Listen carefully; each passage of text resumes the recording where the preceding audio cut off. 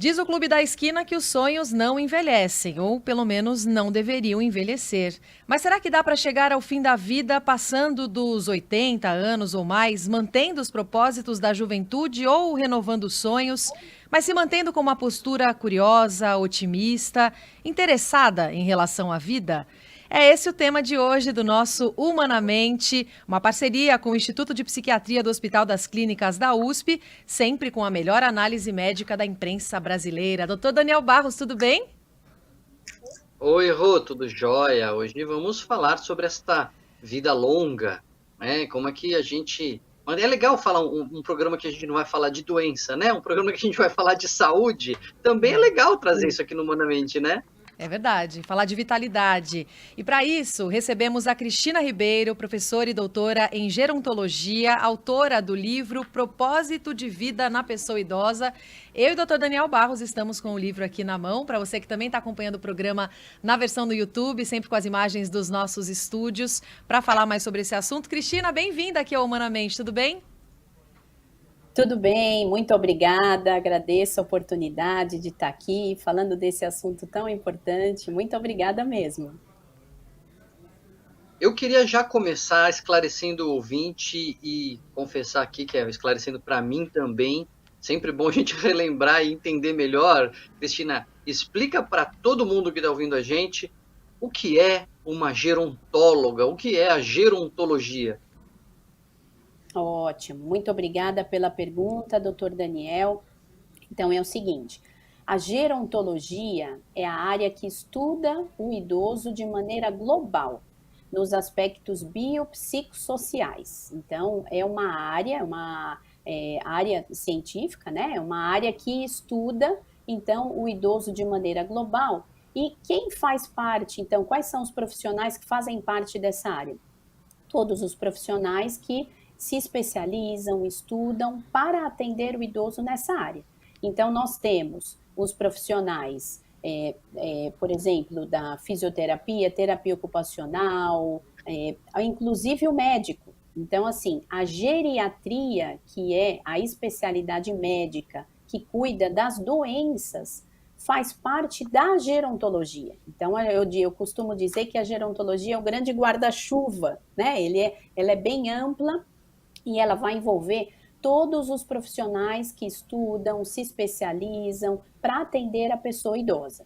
E aí a gente tem o especialista em gerontologia, que é aquele profissional que ele vai estudar, vai se qualificar, e tem o gerontólogo, acho que é importante diferenciar isso. O gerontólogo é o profissional que fez a graduação em gerontologia.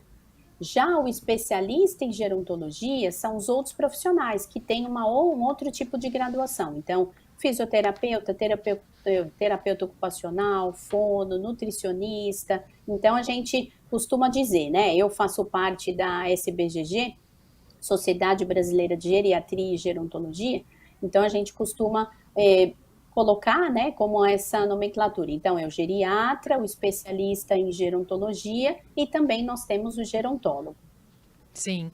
Os indivíduos com 80 anos ou mais, eles representam a faixa etária que mais cresce no mundo. Ao mesmo tempo, Cristina, a gente percebe a dificuldade dos países em lidar com essa faixa etária e mesmo dentro das famílias, né? Quando o idoso precisa ser inserido, Isso. quando ele precisa ser cuidado, precisa estar na convivência, num ritmo completamente diferente do de todo mundo. No seu livro, você cita um estudo que resume em 6 dimensões o que seria o bem-estar psicológico do idoso. A primeira dimensão seria a autonomia. Fala um pouquinho mais para a gente sobre isso. Isso, então, a pesquisadora, doutora Carol Reef, é uma pesquisadora americana, ela que fez essa definição de bem-estar psicológico, colocando 6 domínios, né, ou 6 dimensões. Autonomia é a capacidade do indivíduo de tomar as próprias decisões. É ele que vai decidir. E a autonomia é algo que, assim, a gente quer ter durante toda a nossa vida, né? E principalmente na fase da velhice, que a fase da velhice se dá no Brasil, já que é um país em desenvolvimento, a partir dos 60 anos. Isso é muito importante que, quanto mais a pessoa conseguir ter essa autonomia, melhor. Mesmo sendo uma pessoa idosa, que ela consiga decidir tomar as decisões da vida dela, desde pequenas decisões, como o que ela vai querer se alimentar, até onde ela vai sair, ela vai se deslocar, o que ela vai vestir. Então, é muito importante as pessoas, de uma maneira geral, incentivarem essa autonomia do idoso. E muitas vezes a gente vê que, assim, no dia a dia, com a correria, é mais fácil fazer pela pessoa idosa do que com a pessoa idosa, né? Então, quando a gente faz algo pela pessoa, a gente não está incentivando a autonomia. Quando a gente faz com ela, é melhor, né? Então, é algo que, assim, é muito importante, eu sempre dou essa orientação aos cuidadores, que se puder fazer junto, fazer com, então, eu quero me deslocar até algum local, ou, por exemplo, eu quero ver, ele precisa se vestir, né? Ao invés de colocar a roupa no idoso, né, sendo ele mais dependente, vamos fazer junto, né? Isso tudo ajuda muito essa autonomia, que sim, é uma tendência, conforme a idade vai ficando muito avançada, e principalmente por conta, às vezes, de algum comprometimento cognitivo, essa autonomia ela pode ser prejudicada. E tem uma associação muito grande, direta com o bem-estar, né, Cristina? A sensação de perda de autonomia, sobretudo na nossa sociedade mais ocidental, né, ela é associada a um mal-estar mesmo, a uma sensação ruim, né, e a capacidade, a sensação de que eu faço, mesmo que parcialmente, mesmo que eu faça com ajuda, mas eu sou um agente aqui, isso está associado a muito mais qualidade de vida e muito mais bem-estar. Então, é uma preocupação que tem que estar constante, né, em quem está lidando, convivendo ou mesmo auxiliando um idoso, não é isso? Isso mesmo, doutor Daniel. Até eu comento assim que se eu puder decidir, eu decidiria em ter autonomia à independência. Quer dizer, a independência física, às vezes, né, o idoso ele vai ter com quem contar num deslocamento, ajuda, né, para fazer algo em casa, mas a autonomia, ela está diretamente ligada a esse bem-estar. A pessoa que ela vai perdendo essa capacidade de decidir, e a gente tem várias autonomias, né, autonomia financeira, por exemplo, autonomia autonomia emocional, né, dessa questão dele decidir o que ele quer fazer. Então, realmente, assim, fica aqui, né, um alerta para as pessoas, quanto mais conseguirem incentivar essa vontade, e aí, assim, é muito comum, às vezes, o idoso, ele, aos poucos, ele vai delegando, né? Então, você pergunta algo para ele fala, você que decide, né? Eu, enquanto fisioterapeuta, às vezes eu chego para atender a pessoa idosa, e aí eu falo, o que o senhor quer fazer hoje, né? Dou opções dentro dos objetivos da fisioterapia, e ele fala, você que decide, Cristina. E aí eu costumo dizer, não, o que o senhor quer fazer? Isso ou aquilo, né? Então, assim, quanto mais a gente conseguir incentivar essa autonomia da pessoa idosa, melhor, isso vai fortalecer a autoestima dela, a autoconfiança e prevenir uma depressão. É interessante isso que a Cristina está falando, né, doutor? Porque o que a gente vê muitas vezes é o idoso, por causa de dependências físicas, ele ir abrindo mão mesmo da autonomia completamente, das vontades, das decisões e das ideias, o que está muito conectado com esse conceito que a gente abriu o programa falando de propósito de vida. Como é que entra o propósito de vida na vida de um idoso? Como é que recupera esse propósito de vida para uma pessoa mais velha, hein, Cristina? Isso, muito obrigada pela pergunta, Roberta. Então é assim, acho que é importante definir o que é propósito de vida, né? Propósito de vida é um senso de direção e intencionalidade, o que move a pessoa, os objetivos, né? A gente pode traduzir como objetivos e metas. Eu digo até que assim, é o brilho nos olhos. O que faz a pessoa acordar motivada de manhã? O que ela quer? Né? Por isso que você abre aqui a nossa entrevista falando os sonhos não envelhecem, e é isso, né? Assim, o que estava meio adormecido durante a vida, ou nunca a pessoa teve oportunidade, agora ela tem tempo para realizar isso, é possível, né, nessa fase. E como a gente pode incentivar isso na pessoa idosa, né? Até um dos objetivos do livro é estimular, assim, né, dar possibilidades, mostrar caminhos para a pessoa, para o profissional, para o amigo, vizinho que cuida do idoso. A gente pode, através de perguntas, iniciar com perguntas. O que que ele deseja fazer, né? O que que motiva? O que que ele gostaria de fazer no dia a dia dele? E aí começar com coisas pequenas, né? Então, seja, por exemplo, ele fazer, às vezes, uma caminhada, visitar o vizinho, sair um pouquinho com um neto, o que que ele tem, quais são as vontades. E aí, assim, é muito importante aqui a gente ressaltar que não é normal a pessoa ir envelhecendo e ficando triste, ficando introspectiva, porque às vezes assim, existe um senso comum na população que acha que conforme a pessoa envelhece, ela já vai ficando mais quieta, amuada, e aí assim, eu ouço às vezes falando assim, ele tá meio quieto, já não interage tanto, isso é normal da idade, não é normal da idade. Isso já pode ser algum sinal, algum sintoma do surgimento de uma depressão. Então, a família precisa estar atento a isso e realmente começar a resgatar, incluir o idoso nas conversas durante as refeições, não deixar ele isolado. Então, isso tudo já pode ser possibilidades de estimular algo que ele queira. Ter um projeto em família para estimular esse idoso. E é difícil, como você colocou, Cristina, muitas vezes é difícil você encontrar o propósito ainda jovem, né? Você saber qual é o seu propósito de vida na juventude ou na idade adulta. E mais desafiador ainda pode ser na velhice, né? Assim, o propósito de vida na pessoa idosa, eu achei um desafio muito interessante esse, mas eu imagino que isso esteja ligado também à qualidade de vida, né? Porque é o que você falou, você acordar com um brilho nos olhos, com uma vontade de fazer alguma coisa, hoje eu vou fazer isso, eu tenho um porquê, né? Eu tenho um propósito, isso pode fazer muita diferença na qualidade de vida do idoso. É isso que vocês observam mesmo na prática? Isso mesmo. Porque assim, até eu fiz uma revisão há pouco tempo, em 2020 publicamos no resultado do meu doutorado, uma revisão integrativa sobre os benefícios da presença de propósito de vida. Então, em vários estudos, observa-se que realmente a presença de propósito, ele pode reduzir até a mortalidade. Isso por quê? Porque quem tem um objetivo, né, um brilho nos olhos, uma vontade de viver, cuida mais da saúde.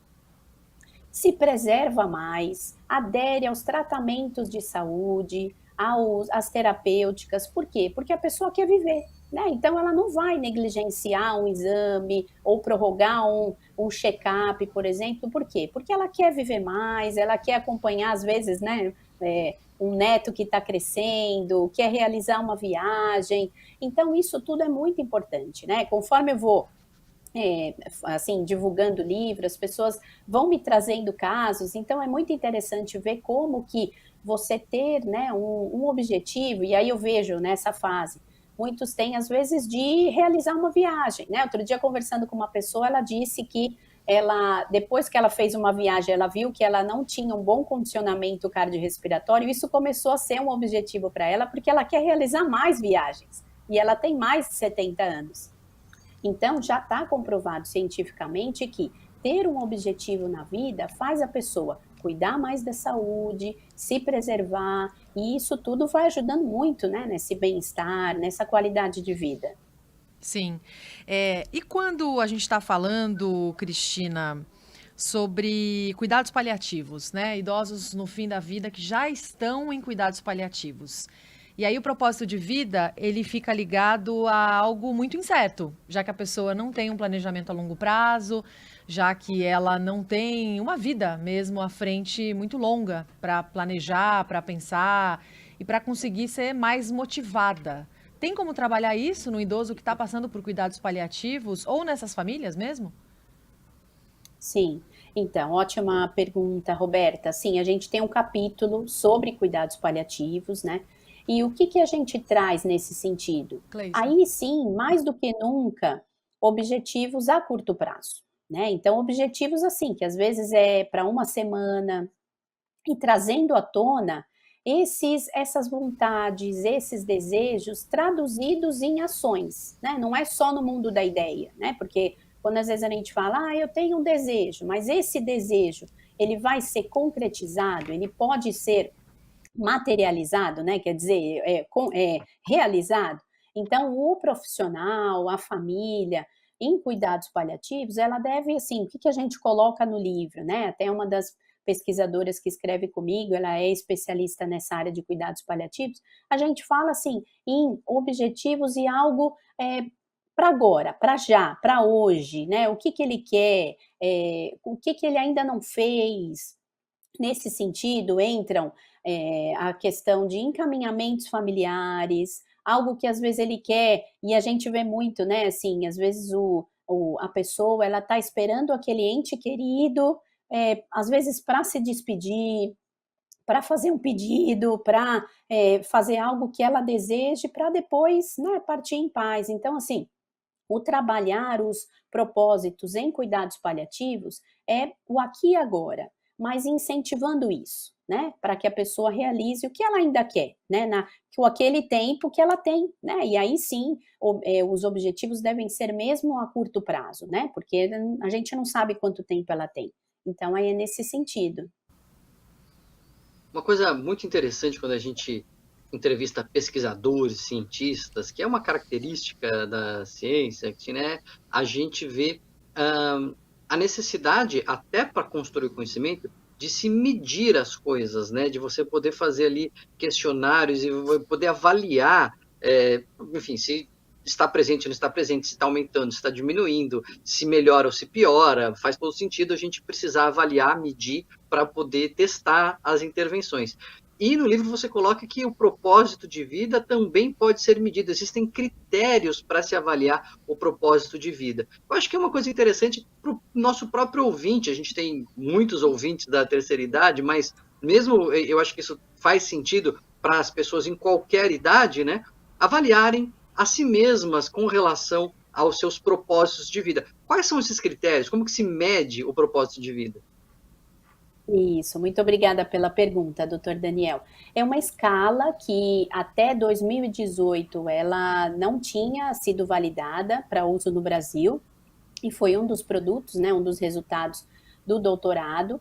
E nós validamos por meio do estudo realizado na Unicamp, né, no Fibra 80+, foi uma validação com idosos acima de 80 anos, numa amostra grande, e já é possível avaliar, então. É uma escala Likert de 1 a 5, que a pessoa ela responde 10 perguntas sobre como está a vida dela nesse sentido, né? Então, algumas perguntas, até eu coloco no livro, né, a escala, se ela sente que ela tem algo para fazer na vida, se ela já fez tudo o que ela tinha que fazer. Então, assim, é interessante, sim, e como você falou, né, para a gente fazer ciência, evoluir, para a gente realmente mensurar se algo está sendo efetivo ou não, precisa de uma avaliação.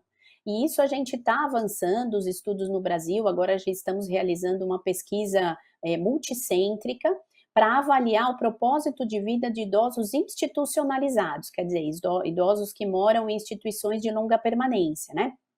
O nome que antigamente a gente falava de asilo, para a gente realmente ver e pensar em intervenções, né? Porque assim, a pessoa tem ou não tem propósito? Quanto? Né? Qual a nota que a gente dá? O que a gente pode fazer para Uhum. melhorar esse propósito? Então foi nessa ideia aí da escala. A escala está no livro. E já tem também várias Não, publicações, caso o público queira ver. não é uma questão de tudo ou nada, né? Ou tem propósito ou não tem propósito nenhum, né? Você pode estar ali, na maioria das Isso. vezes acho que as pessoas estarão em algum lugar no meio termo e isso pode ser então potencializado e estimulado. Isso, exatamente, isso mesmo. E o livro também traz a relação de propósito de vida e demências, Cristina. Tem a comprovação científica, algum tipo de dado que a gente pode citar, inclusive na prevenção de demências? Esse capítulo, ele foi escrito pela pesquisadora, é uma das grandes referências em demência no Brasil, a doutora Mônica Yassuda. Ela foi minha orientadora no doutorado, ela e o orientando dela, né, o Wellington.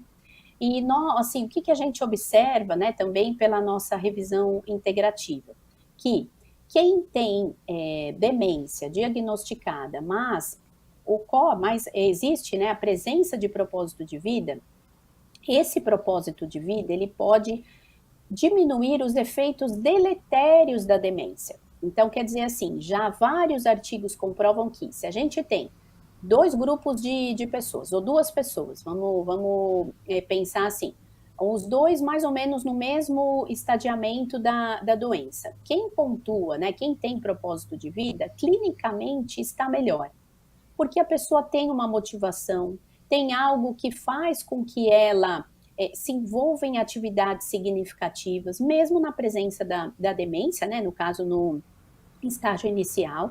Então, isso para quem tem já o diagnóstico. E para quem tem propósito de vida, se sente estimulado, se sente desafiado, quer se envolver em projetos, quer atingir algo. Isso faz com que ajude tanto as questões físicas, porque, né, a pessoa vai precisar ter uma mobilidade melhor, uma independência, quanto as questões cognitivas. Então, assim, envelhecer com propósitos, com objetivos, né, com metas, isso ajuda a prevenir as demências. Porque a pessoa sempre vai estar sendo estimulada cognitivamente, vai se colocar em situações novas. E isso a gente fala, né, que a prevenção de demência, ela passa por aí. Você sempre estimular o seu cérebro, fazendo coisas diferentes, atividades que às vezes são mais complexas, e ter propósito é isso, né? Então, assim, essa relação está tanto para as pessoas que já têm o diagnóstico da demência, quanto para aquelas que não têm, para se prevenir. Então, é algo que a gente pode também mirar aí, a gente ter como objetivo envelhecer com propósitos para prevenir as demências. Uhum. Propósitos que são mais na moda, Cristina, assim, tem propósito, porque a gente pensa em propósito, não tem jeito, né? Eu acho que é do ser humano, a gente pensa em conexão com a família, a gente pensa em um legado, em deixar alguma coisa para a posteridade. Existe um ranking dos propósitos que são mais buscados pelas pessoas, ou que sejam melhores. Ah, não, ó, é melhor você ter um propósito de espalhar amor do que você enriquecer, enfim, não sei, existe essa avaliação também? Olha, é uma pergunta interessante, nunca tinha pensado nisso, a gente acabou não colocando isso, quem sabe numa segunda reimpressão aí do livro, mas assim, eu vejo que isso, né, quando a gente fala quando a gente fala do idoso, dessa fase da velhice, é a fase com maior diversidade, né, que a gente tem na nossa vida. Então, até eu costumo dizer que, assim, se a gente comparar duas crianças de 5 anos, dois adultos de 20 e dois idosos de 80, as diferenças entre si, essas diferenças vão ser muito maiores nos idosos, né, por conta da história de vida.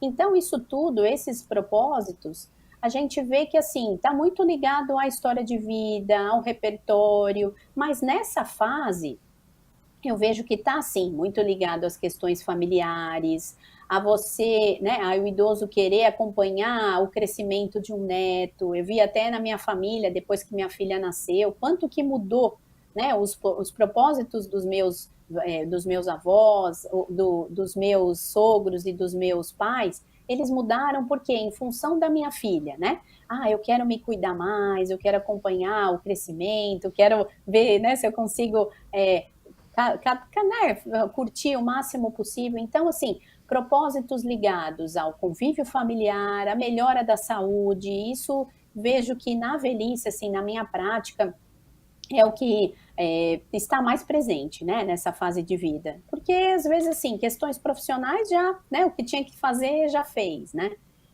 Aumentar a renda, muitas vezes, né, não é tão possível. Então, as questões familiares e da saúde, isso é um propósito que está sempre presente. Sim.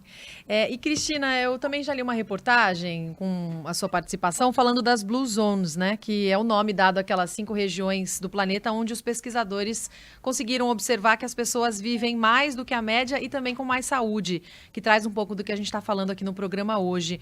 O que essas regiões têm em comum? Ótimo, muito boa essa sua observação. Então, assim, nós temos as 5 regiões com maior número de centenários, né, espalhadas pelo mundo, são as Blue Zones ou zonas azuis, tem até um documentário que fala sobre isso, e tem uma pesquisadora, uma grande pesquisadora aqui no Brasil, a Lilian Liang, que ela é da revista Pitari, ela é a escritora, ela é jornalista e ela que é autora desse capítulo no livro. Ela fez o ano passado uma expedição nessas regiões. Durante 2 meses ela visitou, e durante essa visita dela, eu sempre perguntava como que era o propósito. Existe uma região que tem o maior destaque para isso, que é a região de Okinawa, no Japão. Até vem daí o termo Ikigai, que também é um termo que tá na moda, tem várias publicações, livros sobre isso, que fala sobre esse propósito. Então, assim, conforme a pessoa envelhece, né, o que a gente vai vendo, e isso principalmente é visto nessa região do Japão. O Ikigai, os idosos têm sempre um propósito, um Ikigai, quer dizer, algo que eles desejam, e algo simples. Então, assim, às vezes, o Ikigai, quer dizer, ou o propósito daquela pessoa idosa, é cuidar do jardim dela. Então, ela cuida, ela acorda de manhã, ela cuida, ela tem o prazer de ver as plantinhas crescendo, ou ela tem o prazer de fazer um trabalho voluntário na comunidade. Então, a gente pode dizer que, assim, são ações simples, né? Eu acho que é bacana também comentar que propósito, no caso do idoso, assim, não podemos colocar algo como um objetivo assim a muito longo prazo, porque a gente não sabe, né, o que pode acontecer, isso pode desmotivar. Então, objetivos a curto prazo e do dia a dia, né? Então, assim, pequenas coisas que podem fazer ele ter essa motivação. E lá nessa região, principalmente de Okinawa, foi observado isso. Idosos que têm a atividade de participar de um grupo de ginástica, um grupo de atividade física no bairro. Essa é a motivação dele, é o Ikigai. Aí, cuidar do jardim, fazer um trabalho, ter uma participação em algum trabalho específico na comunidade. Então, isso é muito bacana. E envelhecer com esse propósito, com esses propósitos, com esses ikigais, né, a gente pode dizer, isso ajuda muito, porque a pessoa ela vai se sentindo útil, se sentindo relevante, isso vai ajudando nessa questão de manter a independência, a autonomia, a autoestima, então é muito saudável. Muito bem, e é interessante como a gente pode também ajustar os nossos propósitos, né, Cristina? Você tem alguns propósitos quando você é adolescente, outros quando você é jovem, outros quando você é adulto, e outros quando você é idoso. Não significa que sejam propósitos melhores ou piores, mas são uns para aquele momento, aquilo que é relevante e o que é valoroso para você naquele instante. Mas isso dá um certo trabalho, não um mau sentido. Dá um trabalho de você tem que querer, né? Tem que parar, tem que pensar e tem que refletir sobre a própria vida, que é uma coisa que a gente sempre está estimulando aqui no Humanamente, né? Isso, muito bom, doutor Daniel. Assim, eu digo que se a pessoa, desde que nasce, quer dizer, ela vai envelhecendo com propósitos, ela vai tendo uma vida com um senso de propósito, porque existem pessoas que fazem isso de uma maneira instintiva, genuína, automática, né? É aquela pessoa que ela sempre tem coisa para fazer, não é se ocupar sem qualidade, né? Uma ocupação com qualidade. Ela vai tendo propósitos, vai criando objetivos para ela, desafios. Esse envelhecer com propósitos, isso é muito bom. Por quê? Porque a chance da pessoa, na fase da velhice, elaborar e ajustar novos propósitos é mais fácil, né? Então, assim, até eu comento, assim, eu tenho uma filha de 4 anos e meio, e assim, a gente procura estimular nela, explicar o porquê das coisas, para ela ver por que ela faz isso, aquilo, o que ela vai, qual vai ser a importância dela até assim, ter uma alimentação mais saudável, para quê? Então, assim, eu acho que estimular objetivos, estimular, fazer uma educação rumo a ter mais propósitos, isso vai ajudando, vai criando sinapses, vai criando novas conexões neurais, para que quando seja adolescente, ele seja mais ativo nessa elaboração dos propósitos, né? E isso é algo que me preocupa um pouco, porque eu vejo que essa geração, ela é um pouco mais dependente, não tem muita,